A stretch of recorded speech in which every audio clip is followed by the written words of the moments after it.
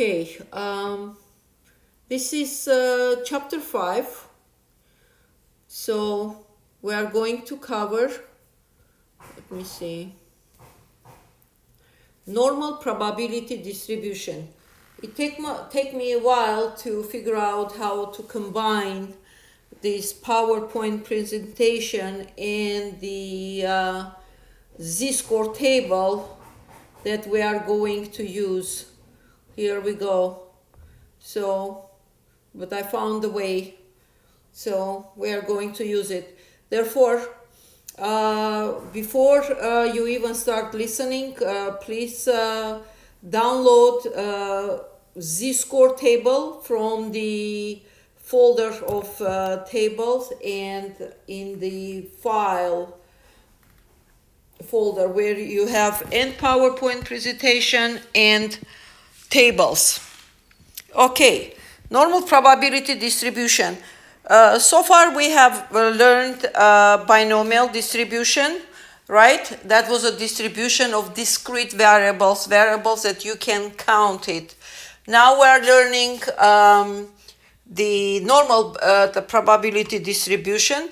That's a distribution of variable that is continuous, which means continuous, like I said, can be time, gas, any liquid which has value at any given time unit. Okay, so this is the most important topic in this course, by the way, just so you know. So what we are going to cover here, introduction to normal distribution and standard normal distribution. We will cover finding probabilities for normal distribution and finding values for normal distribution. We're going to cover everything in this chapter. It's a crucially important chapter. So, introduction to normal distribution. What's going to be objective? We are going to make interpretation to the graph of normal probability distribution and find the area under normal probability or standard the normal curve. Why we are trying to find areas? Because these areas are going to represent nothing else but percentage. Okay, probability, percentage we are going to use. So, well, I talked about it continuous random variable. If you are interested, you can stop and read some more. But I'm moving on, and accordingly, we are going to do probability distribution for continuous variable. And the distribution for continuous variable we call normal distribution. The most important continuous distribution in statistics, I told you already. This is how it looks, the graph of normal distribution. This is where the data are centralized, right? And you see this line right in the middle. This is where you have mean, mode, and median. And that is if you have normal curve, and which is bell-shaped and symmetric, and as you can see, it's both. Okay, now this entire area here is mean, mode are equal.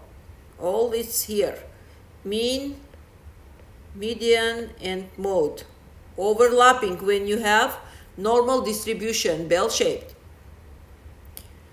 It's a bell-shaped and symmetric about the mean. Okay, total area under the normal curve is equal 1. So this all blue color area, why is it 1? Because 1 is a portion wise, percentage wise is 100%. 100% is because it is the entire database we are going to work with.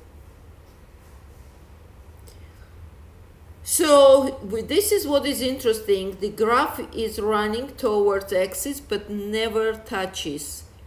This is why statistics never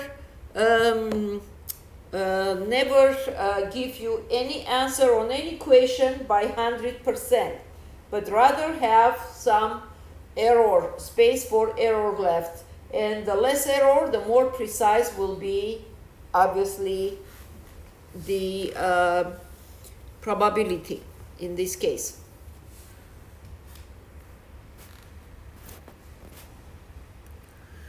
Well, this is what we call inflection point. For example, let's say we are climbing the hill. What is inflection point? We are climbing the hill that has, look how, what's the slope of it, which it's more, the angle of it, it's gonna be, I don't know, how many, let's say 45%. But then you get tired and you start going slow, and as you climb the mountain, let's say the slope is getting under smaller angle, let's say 30%. Okay? So it's a flexing point where the angle is changing, or curve is changing, but it's moving in the same direction. That's what we call inflection point. This is just for information, because we are not going to use inflection points in this theory that we are going to learn. Mean and standard deviation. Here we have three cases, A, B, and C. Looking at these three cases, all of them are normal distributions, and all of them are bell-shaped and symmetric. But in what case do you think you will have, how to say, the standard deviation greatest? Of course, it is going to be in the case A, because look how much is the distance. Those are less, second one, and this is even less than that, because it's coming all the way till 4. This one, well, this is 3.5. 3.5 here is 6. So 6 minus 3.5 is 2.5. Here we have 4, and minus 1.5. It's going to be also 2.5. So these two have equal standard deviation, but this one is has greater standard deviation because it has 8 here. 8 minus 3.5, it's going to be 4.5, right? But in these two cases, all three cases, which one has the smallest average, smallest mean? Obviously, it's going to be this one, because it's 1.5.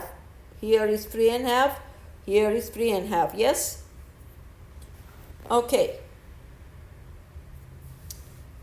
1.5, 3.5, 3.5. So, see, the standard deviation 1.5, where from they got, they split by 2 parts, obviously, right? Because there are 2 of them. I was counted only one of them. So 0.75, 0.75 and 1.5. So they rounded up, maybe some decimal notations or something. I was mistaken, but approximately that's what it is. So, which normal curve has greater mean? Take a guess. And now I'm opening the answer. A has greater mean because it has at the point of 15. And B has at the point of 12. Okay. Which curve has greater standard deviation? Take a guess. And once I open, obviously going to be B, because it has more spreaded data. Remember, the wider you spread, the greater will be standard deviation. All right. So standard normal distribution. So why do we call standard? Because to work with normal distribution per se, it's going to be enormously big numbers, and therefore they standardized. So standardized and converted into z-score. Remember, we learned real quick at the end of chapter 3, understanding of z-score, that is equal x minus mu over sigma. Remember that? That's a z-score we are going to use here heavily. And this table that we are going to use, this is all about z-score. We will get to this a little bit later. So, we standardized any x value we convert into standardized z-score value, where z-score, remember, from negative 3.49 to positive 3.49. And wherever it's the zero, where is it? Zero, that is your average, and area equal 1, which means 100%. So,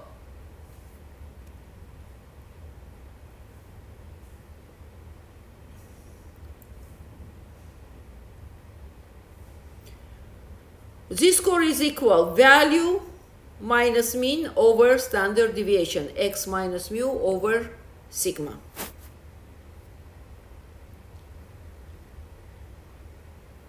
So let's assume, now it's showing here how it's standardizing. Let's say you have your value graph here with the value of x, average is mu, and standard deviation is sigma.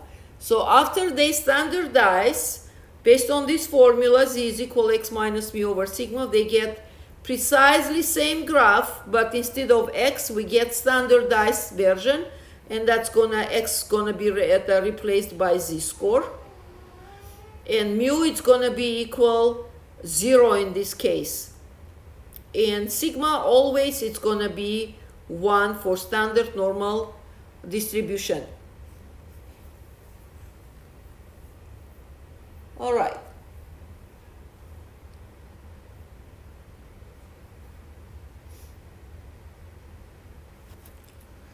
The cumulative area is close to 0 for z-score, close to negative 349. And indeed, because the area here is smallest, right?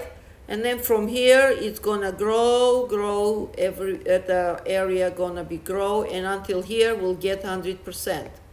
Because numbers are growing from left to right. So in this area, it's gonna be 0%. Okay?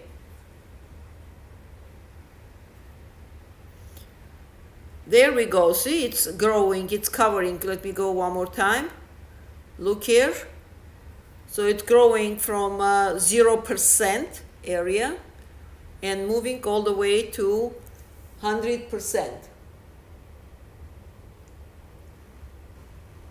All right.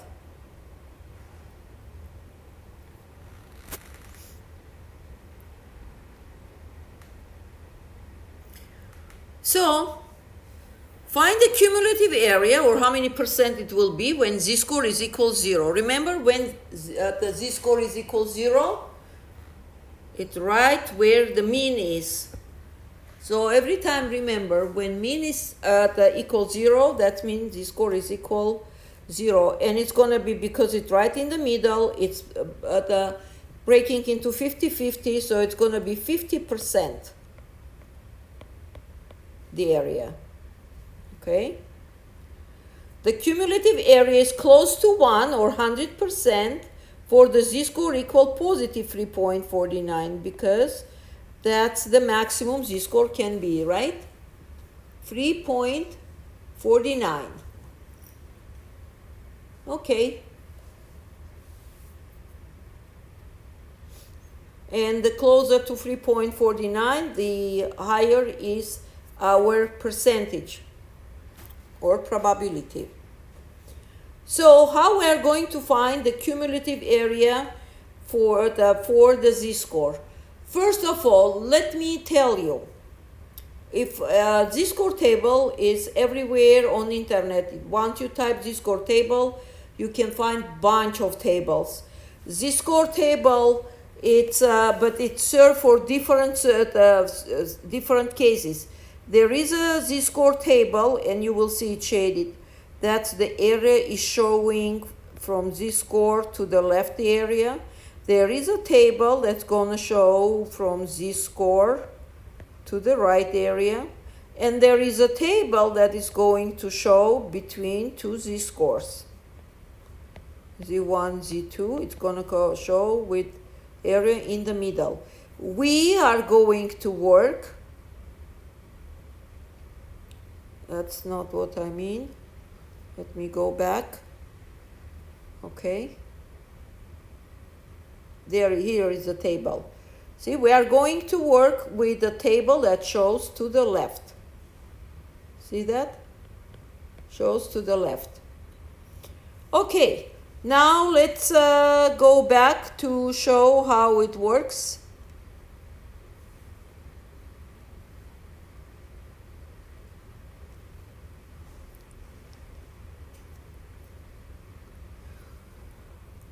Find the cumulative area that corresponds. How far did we go? Where is it? Is it going? It's going up. I don't understand. 1 second. I think it's. I went that much ahead.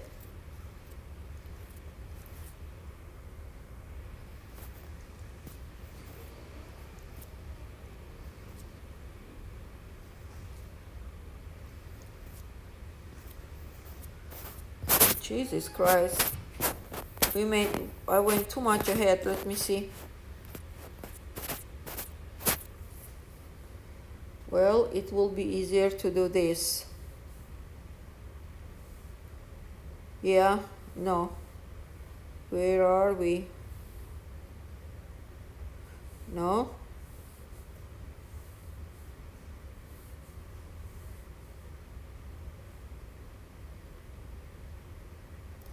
Okay, here we are.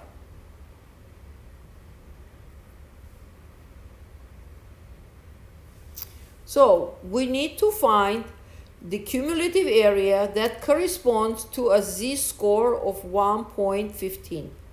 So how we are going to work with this table?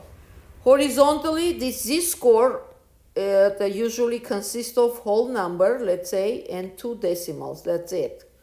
Remember, minimum is 349, maximum is positive 349. So whole number and 2 decimals. So horizontally, it's gonna show 2 decimals. That's gonna go horizontally. These 2 decimals. Second decimal, I'm sorry. I am so sorry. It's gonna show second decimal, only this. 45, only the second decimal. And vertically, this score is going to show whole number and first decimal. So if we want to find 2.45, so I'm going to find, well, 2 is not here. Let's look for 1.15 as they want. So 1.1, I will look vertically, here it is, 1.1, and practically 0.05, it's gonna be here, because if I put together 1.1 plus 0.05, I will get 1.15, right? So 1.1 comes here, and 0.05, and this number is gonna be our probability, 0.8749. So let's see, it will show us. See, 1.1, it came to 1.1. Second decimal, it's 5, so it's going to go to 0.05. And intersection going to give you 0.8749, which means 87.49%. So, let me clean this. So 87.49%, that's obviously more than 50%. This is going to be my 50%, right, for value of x, and 0 for z-score, which means 87 is going to be way above 50%, which is here. So if this blue area is 87.49%, the z-score here 1.15. Okay, and this is area to the left. This, we said our table is going to show the area or probability to the left. Negative 0.24. So we are going to look first whole number and decimal. 0.2. And 0.04, second position, it's going to be right here. So let's see. 0.02 and 0.04, and here you have 0.4052, which means 40.52%. Because 40% is less than 50%, that's why it's gonna go here. Okay? All right. Now, what is interesting? Here we have positive z-score on this table. Here we have negative z-score on this table. What can we say about it? That below 0%, below this 0, I mean not percent, 0, because it's a z-score here, we are going to have negative z-score. Above 0, to the right of 0, we are going to have positive z-score. Okay? So therefore, when every time z-score is negative, your area maximum gonna be 50%, because this is maximum from 0 to 50%. When z-score is positive, so it's gonna be from 50% to 100%. Okay? Let's see what I'm talking about. Let me bring this table. Well, I'm afraid it's gonna move again back.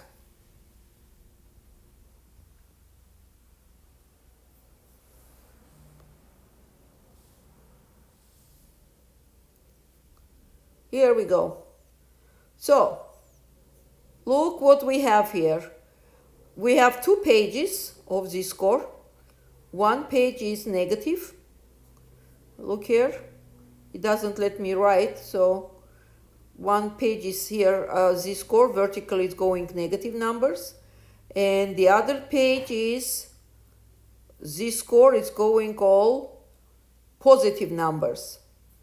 Now, for z-score is negative, which we said it's from 0% to 50%. Look, it's starting from, those are probabilities in the body of the table. Those are probabilities. We start with 0.0003, and maximum we are going to 0.4, no, where it's supposed to be 50. Here, 0.5000 maximum. And then from there, so because that negative z-score is showing here, look, showing here all the way to 0, from negative z-score to 0. And this is maximum 50%. Now, from 0, z-score is equal 0. It starts from middle and going all the way to positive z-score. So you can see the first column, it's going to positive z-score, 3.4, and the 9 decimal, it goes all the way to the end here.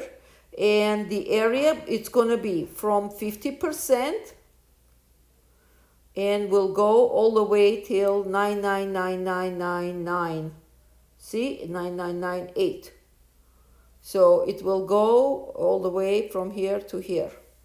Now, why it doesn't go till 1? Because remember we said that in statistics, nothing is 100%. So one more time, in this showing here, let me show here, what would be easier. On this side here, at the horizontally is going second decimal notation of the z-score, and vertically is going to go whole number and first decimal of the z-score. Okay. Sketch the standard normal curve and shade the appropriate area under curve.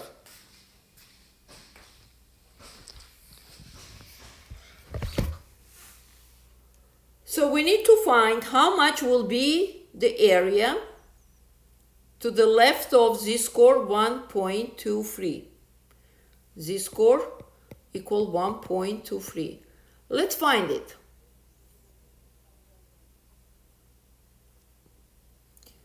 Since it's positive 1.23, we are going to look here.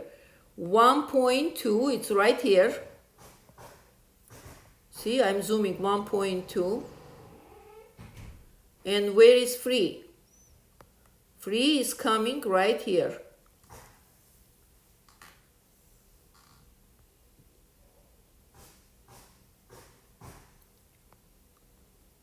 .8907, because to free, this is the second decimal, 0.03 here, coming down where 1.2 is. Intersection will give you, well, it's not easy, 0.8907. Okay? Well, let's see what we get here.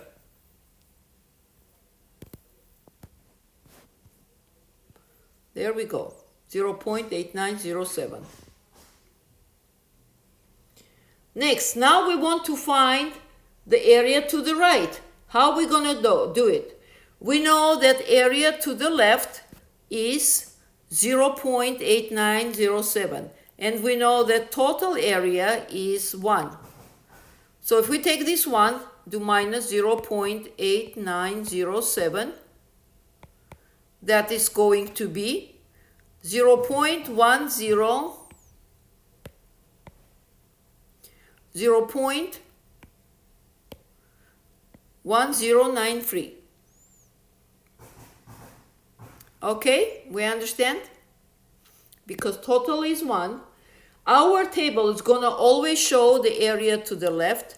Therefore, when we need to find the area to the right, we always are going to do 1 minus that area to the left, and that will give us the area to the right. Next is asking to find the area between two z-scores. What do we have to do? We are going to find the area to the left from negative 0.75, and then find the area. Let me clean this.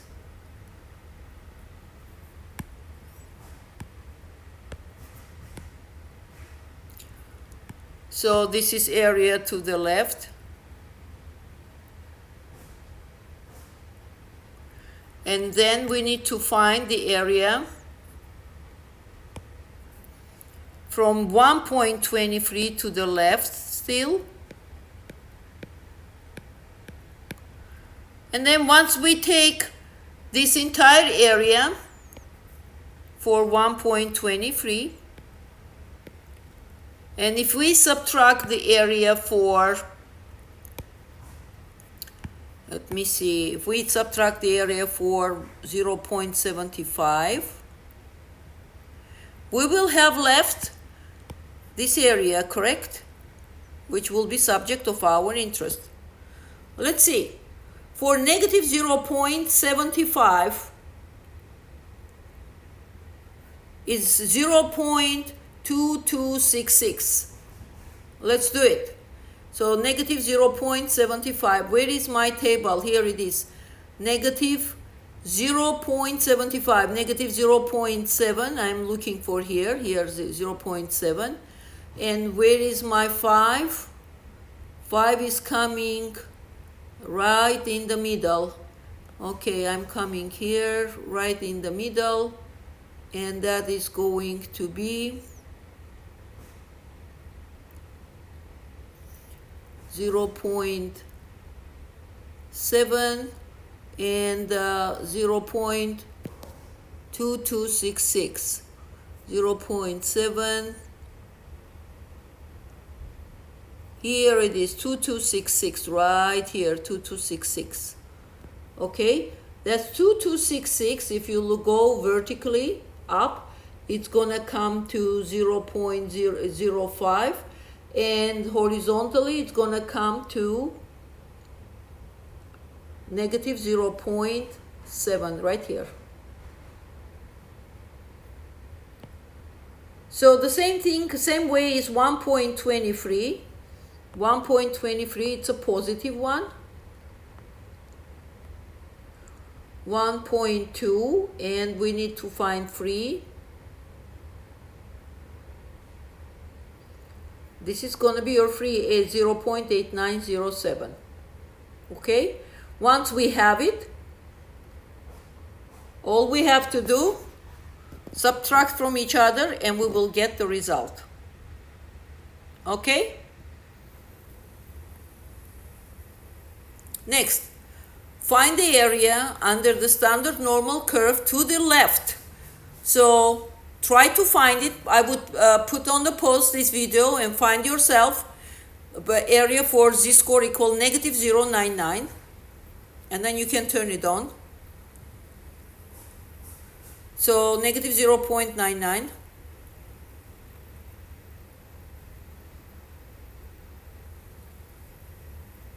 It should give you 0.1611 from the table. Let me see.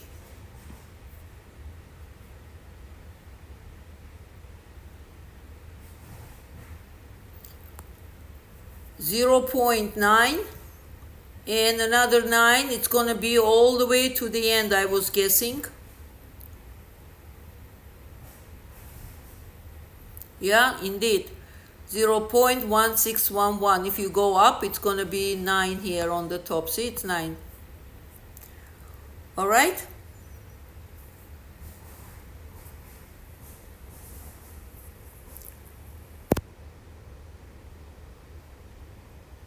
Next, z-score to the right, 1.06.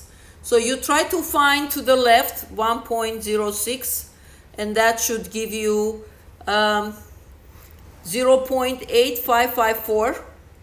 But you need to the right. So what we do, 1 minus 0.8554, which is going to be 0.1446. Okay? Now between negative 1.5 and positive 125, I highly recommend, so you would put on pause, figure it out, and then solve it, and then open it and compare. So first thing we have to do, find the area to the left from negative 1.5, and then find the area from 1.25 all the way to here to the left, and then subtract from each other. So 1.25 is 0.8944, and negative 1.5 is 0.0668, and the result is going to be 0.8276. Okay, so this is 5.1. I think this is enough. I will stop recording here, so make sure you practice, and then tomorrow morning or maybe tonight later on I will record next section.